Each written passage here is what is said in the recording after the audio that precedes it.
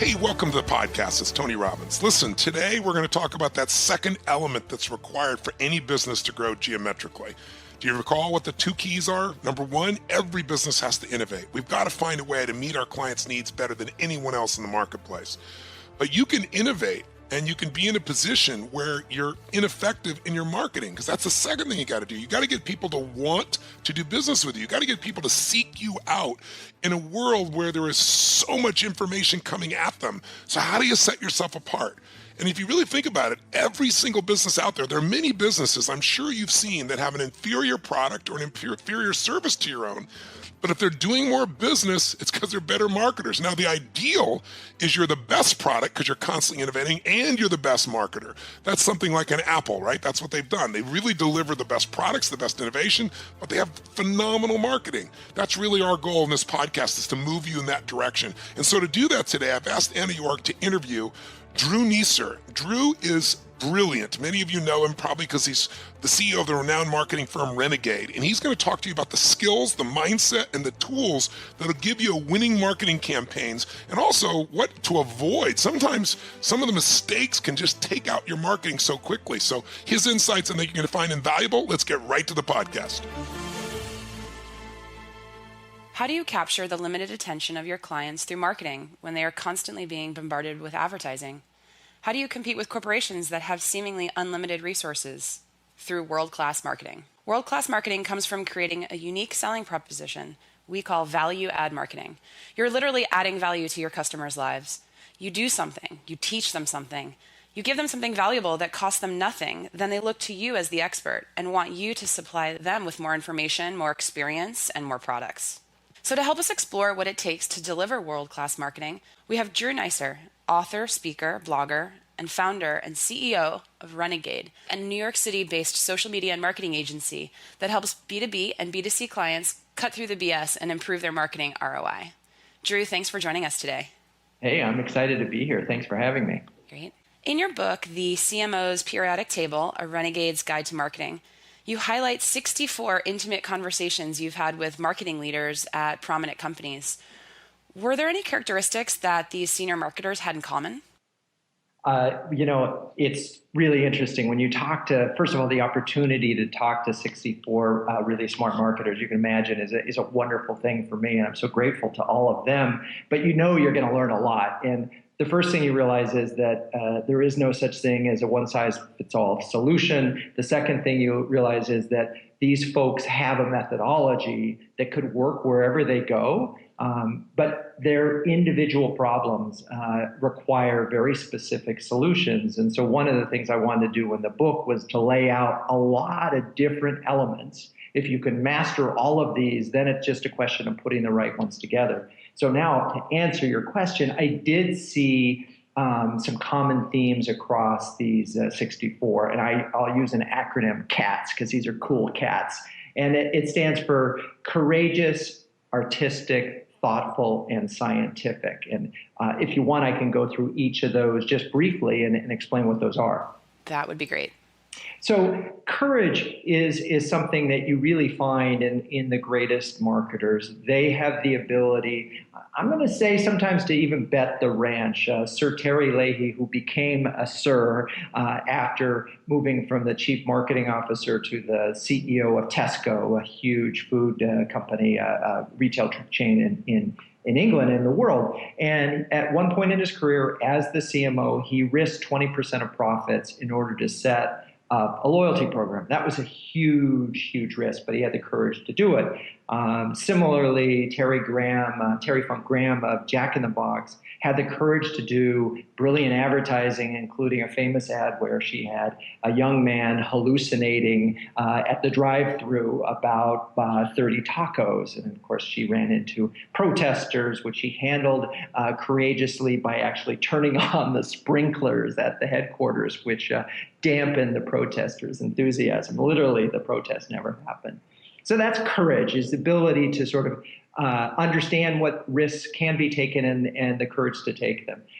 There's an artistic element to most of these successful folks, and the book is really about blending the art and the science. But the artistic ones have the ability to identify ideas and run with those ideas in a way that's pretty special. A quick example: Marty St. George of JetBlue had heard about what Carmageddon, which was in your neck of the woods when they were shutting down the San Diego freeway, and they decided to JetBlue offered free flights from LA to San Diego during what was supposed to be called Carmageddon, and it just got tremendous publicity for that. So it was a wonderfully artistic one that was consistent with their brand. Yeah, and also, adding value to customers, like sort of foreseeing what their needs would be and then jumping to fill that need. Exactly, and that's a really artistic. The ability to do real-time marketing, as that is described, is really as an art form. And yet you're right, and I'm a big believer in what you're talking about. I call it marketing as service, and it's one of the elements I describe.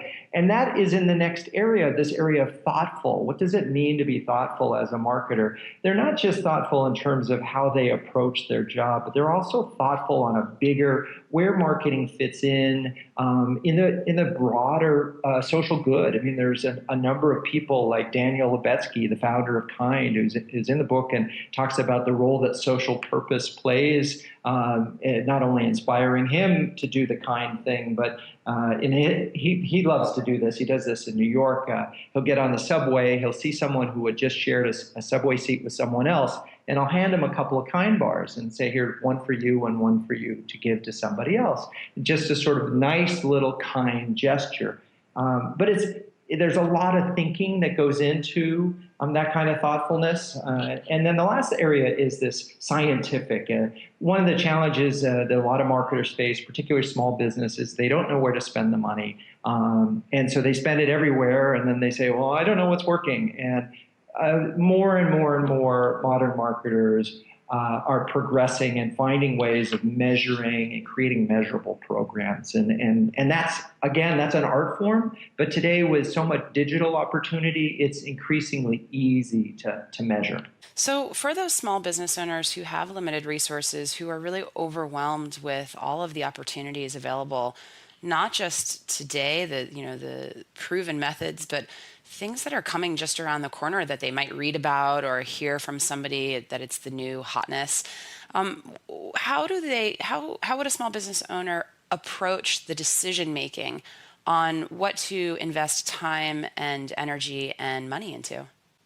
It's a great question, and I think that the biggest mistake that I see, particularly with small businesses, is that they hear about a channel and they jump into the channel. Oh, there's social media. We better have a Facebook page. And what they don't have is a strategy, which is a problem because it's sort of that every road looks good if you don't know where you're going situation. So that I always step back and typically when you find a small business that isn't having success with their marketing, it's not because that they don't have, they're not smart about where they're spending it. It's because they haven't spent time figuring out why their brand is unique.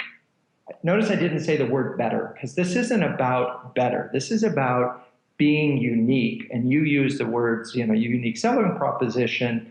But I think it's deeper than that in the sense of why. Why are you doing it? What makes you unique? And it's not necessarily a wholly rational uniqueness the way, say, better ingredients, better pizza is for Papa John's. It can be emotional. I mean, one of the folks that I interviewed and really enjoyed was from Mary Kay Cosmetics. And you talk about a well-branded company who, in fact, the brand is in the hands of independent ambassadors. But those ambassadors, Mary Kay's commitment is to empowering women.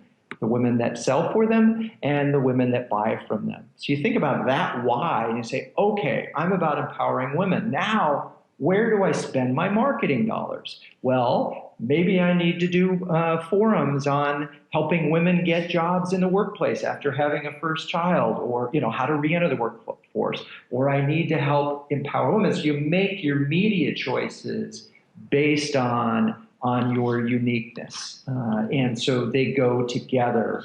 And I think that's really so fundamental, but it's so often skipped. I will tell you flat out that 75% of small businesses do not have a strategy.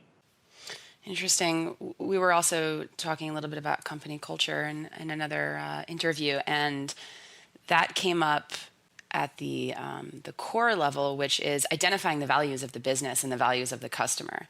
So it sounds like you're saying that it's very similar in that you really need to figure out what your values are as a company and who your customer is, and then every decision that you make, including marketing decisions, need to be in alignment with that. Exactly, and I think it's really important that the uniqueness not be a coat of paint. It really is important. You can't just say we're the purple brand, right, and then paint everything purple and call it a day. And a good example of that, I don't know if you've ever been into or had experience with Kidzania, but their employees have names. It's all about empowering kids and teaching kids by making them in control of their own country. So there's a currency. The kids are on the advisory board. They only hire people who like kids. They're committed. Their commitment to teaching kids in a very different way and in a fun environment goes from all the way to the CEO, who isn't called a CEO, he's a governor, to the CMO, who's called Minister of Communications. So that brand, if you are looking for how deep can culture and brand and marketing go together and be blended so you can't even distinguish them, that's when you know you're doing it right. It doesn't even seem like marketing anymore. It's just, this is how we behave. So are there any tactics that you would recommend for a small business owner to discover what those things are? Because it sounds simple, right? You ask, okay, what are our values? What do we stand for? Who are we serving? But in a lot of cases, especially with larger brands, they bring in a facilitator, right? You'll have a consultant come in and work you through that whole process. Is there any kind of primer or recommendations that you would have for a DIY self-discovery of what business, not just what business you're in, because Tony speaks about this a lot, but what business you should be in? Yeah, so moving forward, right? Instead of thinking about where you are. I think that small businesses have an opportunity every day to talk to their customers, and so often miss that opportunity because they're so concerned about trying to serve the next one. And the information is right there in front of them. And I think it's really important to say, not every customer is a good customer. So I want to figure out, who are my best customers and why are they happy with me? What is it about them? And spend time with them and find out what their passions are, because they may not be passionate about whatever your dry cleaning service, but they may be passionate about looking good, right? They may not be passionate about the water service, but they may be passionate about living a healthy life. And those are things that you can find out and just by talking to people. And you don't have to talk to 1,000. You can talk to 50 of customers, or the customers you think you want to do business with. And then I can extend this a little bit more. Why am I talking about existing customers? And why am I talking about not all customers are equal? If you look at marketing, the problem with marketing small businesses have is they see it as cost, right? How much do I spend? So let's back this into, how much is a customer worth to you, right? Lifetime value. How much is that customer going to spend either with my brand or by encouraging other people to buy my services, right? And so you can put a dollar amount on that, whether it's $5, $10, $100, $5,000, whatever that number is. And then well, I can spend that much money to acquire this type of customer. And in most cases, your next customer will look like your current customer. So therefore, talk to your current customers, get to know all aspects of their behavior, find out what sports their kids are doing. Maybe that it's all soccer moms are your target. Fine, then there's your answer for, how do you service soccer moms better? And maybe you need to sponsor a soccer team, right? Because that's what they really care about.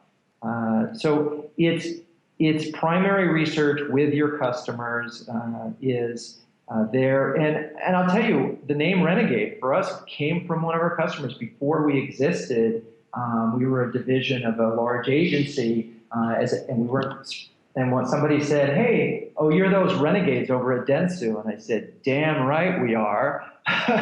We're going rogue. Right. That's who we are. That's what we do. And so anyway, I think that you don't need to talk to 1,000. You just need to talk to the right ones. And you just have to really get the earwax out and figure out, all right, how can I uniquely meet their needs? And do it on a consistent basis? And how can I structure the organization in order to do that? If, for example, you're all about customer service, then you better hire people who like people, right? Yeah, that definitely makes sense. And so, go ahead. That actually brings me to a question I was going to ask about how do you equip yourself with the right tools to be able to serve the needs of those customers? In other words, what behind the scenes competencies are key to a successful marketing team or campaign? Because a lot of these small business owners are doing it themselves, and they feel possibly intimidated by not having a skill set that they think, oh, maybe I'm not creative enough, or we don't have the resources, or I can't write copy, or, there are a lot of things that I think they might be struggling with. So what are some of the basic ways that they can prepare themselves to be able to DIY it? I think one of the things that they can really think about, and this is a couple of chapters in the book, is networking with other small businesses. There isn't a challenge that they're facing that somebody just down the road hasn't probably addressed.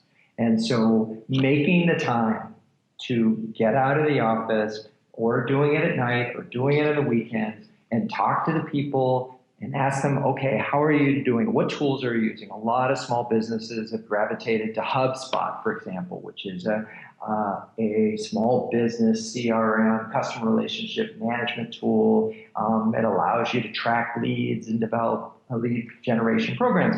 So before you jump to HubSpot, though, you can talk to 10 businesses in your neighborhood and say, what were the issues? How'd you do it? What resources did it require? And then how did you fulfill those? So I think the answers, for the most part, again, are right in their neighborhood. They just have to get out and make sure that they are talking to the people. In terms of very specific things, again, I think it depends on, first we have our unique position. Then we start to say, all right, how do we execute that? Make sure that the product or service aligns with that 100%. Then how do we make the marketing align with that? And let's say that it ends up being a content marketing play, because you want to provide all the reasons that your pool service, why the reasons you need why your pool needs to be cleaned a certain way, right? And so you create all this content. Well, chances are you personally, because you're in this business, this stuff. You could probably, even if you're not a writer, you could write down a bunch of thoughts. And once you get your thoughts down, then you can find somebody. There are lots and lots of writers out there and services out there that can help you get this done pretty cheaply. So I think this is where you, in one of the chapters in my book, Tiny Budget, Julie Garlicott talks about how she sometimes outsources and insources, and she very strategically uses it. There are some things where it's just cheaper to go outside, and you kind of know what your strengths and weaknesses are. And if you don't know how to write, then you better get outside help for the writer. If you don't know how to use a CRM system, make sure you get one that's really easy. And then someone in the organization is assigned to go through the tutorials. Sure, that makes sense. Creating a custom solution based on your needs. Mm-hmm. So on the topic of content marketing and social media, what are some common mistakes that you've seen small business owners make, and how can they avoid making these mistakes? So, the first most common mistake is not having a social strategy. Literally just saying, okay, we're going to be on Facebook and Twitter and Instagram without necessarily a plan or reason why they're going to be there. And so that's number one. Number two is they spend all their time talking about themselves and think of it as an advertising channel, and they're not social. And think of it as going to a party, and you're going to a party and all you do is talk about yourself. Well, you're the bore that everybody sort of avoids, right? And so even Shaquille O'Neal with his what's called the Shaq rule, it's sort of 60% fun and interesting and 30% sort of a little bit closer to brand, and then 10% of it is actually, hey, buy my stuff. And so that's one. Those are two. And number three is, again, if you have this unique position, then bringing that position to life in a passionate way. In theory, your position should be extremely attractive to certain types of people, right? So then you can deliver that. You can find those people on social that are interested and excited around a particular communal idea, and you embrace them and celebrate them. And then gradually, it's sort of give, get.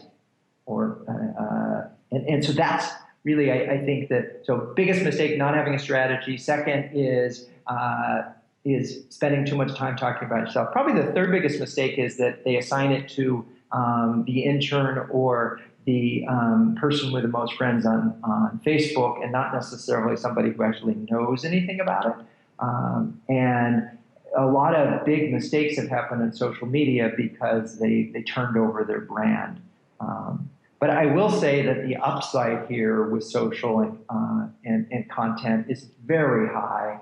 And those that get it right are finding tremendous success with it. I guess the last thing on social now in particular, Facebook has become a paid channel, and it is important to acknowledge that. If you want to make hay on Facebook, then you need to budget some advertising dollars for it, which in my mind is actually a good thing, because Facebook is an extremely powerful and effective advertising channel. It's just not as social as it used to be. Yeah, and Facebook too continues to evolve. I mean, they just came out with what people are calling the Yelp killer, right? Yeah.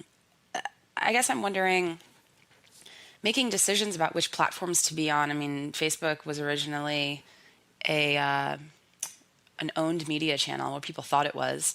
And like you said, it's transitioning into becoming a paid media channel. Do you think that there are any new channels or new opportunities that are going to emerge in 2016 or even beyond that marketers and small business owners should keep an eye on and be aware of and deeply consider starting to leverage? Well, I think, first, the most obvious answer to that is mobile, and mobile everything, in the sense that if your website isn't mobile optimized, then you're making a big mistake, because chances are over 50% of the views will be on a mobile device. Also understanding how mobile plays into your category. Are they searching on mobile for your location? Are they doing research? You need to understand that so that you can design your mobile experience accordingly. You need to understand how mobile might be a transactional opportunity for you. Are people going to be using Apple Pay, and are you ready for that? So that's a massive thing, mobile. The next big area, and this has been big for a while, but video, and especially streaming video. I'm a big fan of this platform, Blab, which is it's a streaming video platform where, like Google Hangouts, but it's only 4 people at the most, and it's actually just quite a cool little streaming platform, and great for archiving video content. I have friends who swear by Periscope as the coolest, hippest thing out there in terms of streaming video. So I think that's an area that could be an opportunity for some small businesses. And then there's this whole world of the Internet of Things, IoT. And as devices start to connect, more and more businesses will need to make their experiences smarter. And I think it's going to be hard for small businesses in some ways, and maybe easier in others. And by this, I mean, there's going to be an expectation. For example, if I go to Amazon right now and I go shopping, they'll always say, people who like this book, like that book, right? And so I know that, I've expected that, I've gotten used to it, it gets smarter as I buy. There's beginning to be an expectation that wherever I go on the web, someone's going to know enough about me to deliver something intelligent. Well, this is happening now on an offline basis as well. So it's quite possible through beacon technology or Wi-Fi technology that you as a small business would know who this person is. There's facial recognition software that would know whether it's a male or a female, so you can change your video display accordingly. There's lots of things like that small businesses might say, oh, we can't do that, but this technology is going to become very accessible. So starting to think about how you fit into this Internet of Things is going to be important. And also really important that you're not a commodity that can be just ordered on Amazon. Renegade's philosophy is marketing as service. Can you explain a little bit more about what that means and what that means for the company, the brand, and what that means for the customer? Absolutely. I love this. So I coined this expression, marketing as service, to be the opposite of marketing as message. And marketing as message is the dominant part of communication strategy. Most companies try to spend all their time thinking about what can they say? What's my message? And I wanted to turn that on its head by saying, what can we do, not what can we say? So we think in terms of do's, not saying. And those do's can be entertaining, they can be enlightening, they can be an experience, they can be content. There's a lot of wonderful ways of doing things, of turning marketing into a service. And I can give you a quintessential example of one that I'm really proud of that Renegade did several years ago for HSBC, the large global bank. And HSBC came to us and said, hey, we're this large global bank, but we have this world's local bank position. We want to put the New York and the local into our message. And also, we want people to understand that we have local knowledge. So we actually came up with a program called the HSBC Bank Cab.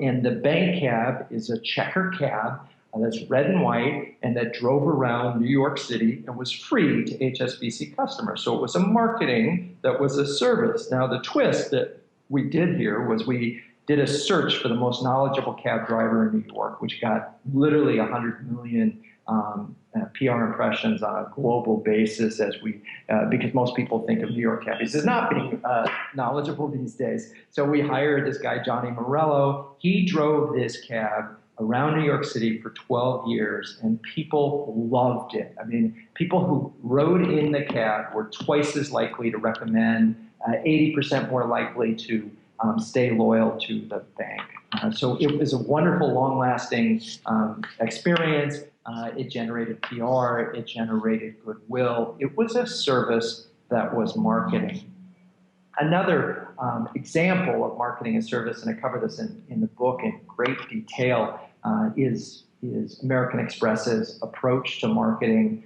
I know you've heard of Small Business Saturday and the Open Forum. They have many other examples of marketing as service.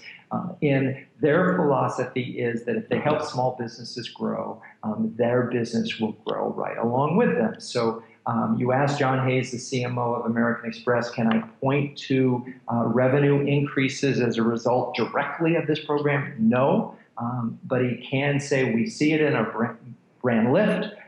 We know that small business customers like Small Business Saturday. In fact, they've started a movement.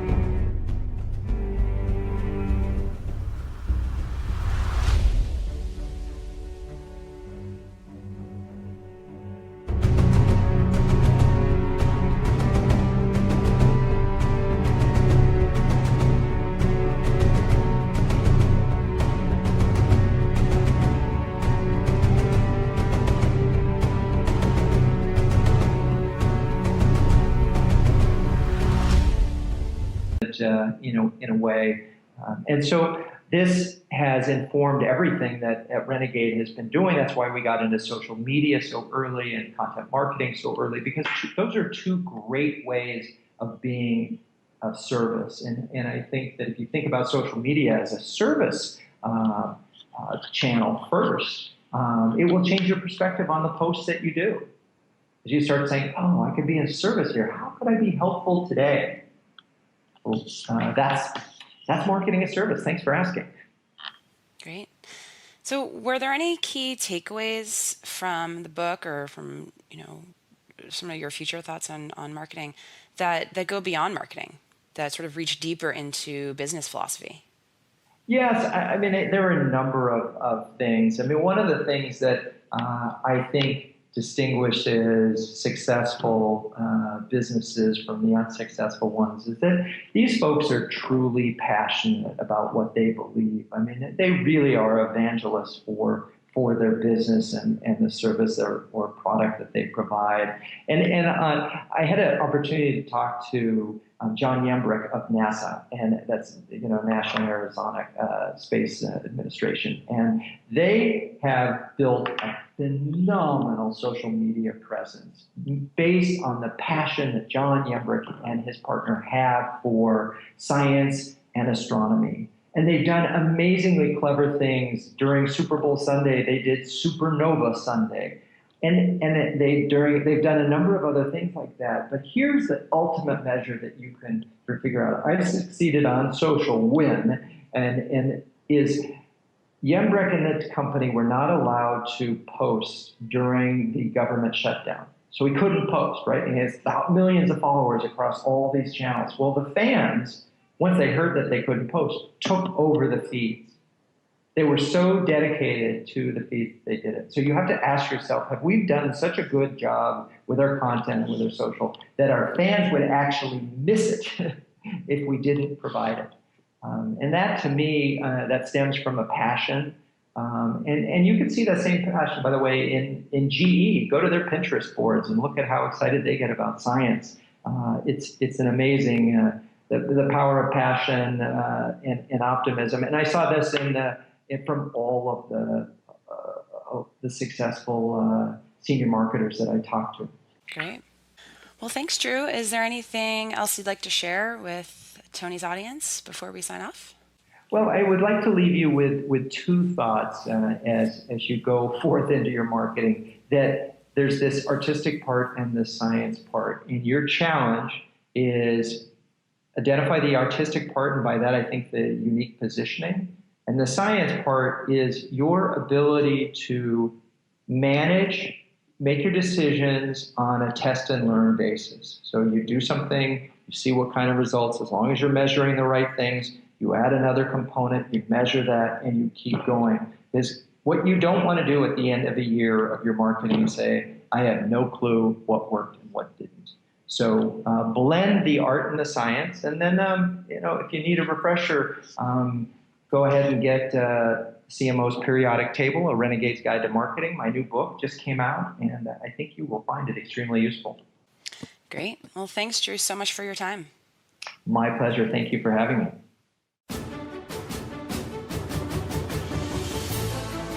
Do you have the right mindset and skills to take your business to the next level? Business Mastery is the only event in the world created by Tony Robbins to prepare you to master the mindset and skills you need in business to elevate your game. A one-of-a-kind, immersive program, Business Mastery will allow you to understand the critical factors impacting your business, then refocus and realign with the strategy and psychology you need to compete and innovate in any economy. Remember, business success is 80% psychology and 20% mechanics. If you're ready to learn and master the strategies to help you grow your business and stay competitive, then don't hesitate. Apply for the next Business Mastery program now. Learn more about the Business Mastery event at www.tonyrobbins.com. The Tony Robbins podcast is directed by Tony Robbins, hosted by Anna York, and produced by Carrie Song. Brooks Loro is our digital editor. Tyler Culbertson is our media coordinator. Special thanks to Diane Adcock for her creative review. Our website is tonyrobbins.com/podcast, where you can listen to all of our episodes, read articles, and learn more about upcoming events. Copyright Robbins Research International.